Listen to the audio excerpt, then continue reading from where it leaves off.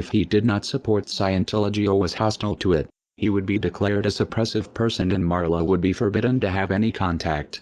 At the least he was being handled. As this video shows, Kent Snyder worked regularly and closely with CCHR, actively promoting legislation favorable to them. This bill is not successful, is not passed, then 2 or 3 or 4 years from now, what you're going to find is you're going to find stories of parents who said, why didn't we work harder? My child is now subject to mental screening. He's now subject to therapy. There's all sorts of coercive measures that are going on.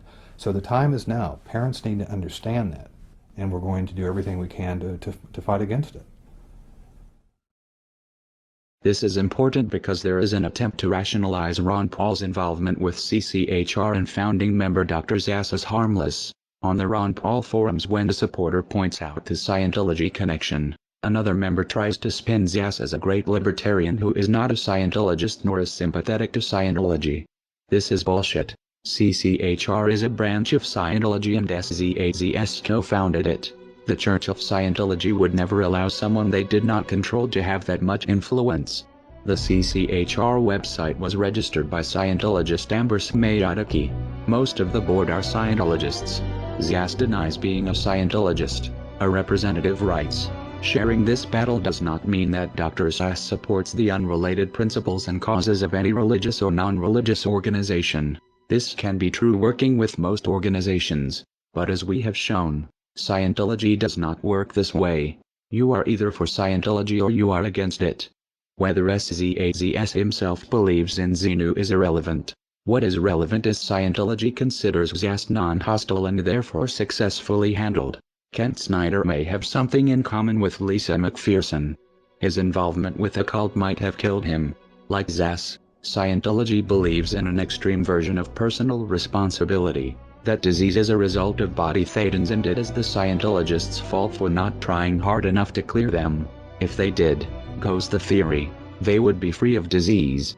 Zass doesn't push body thetans, but he does promote a dangerous distorted idea of mental illness that has the same potential effect, discouraging people from getting help because according to him any problems they have are imaginary.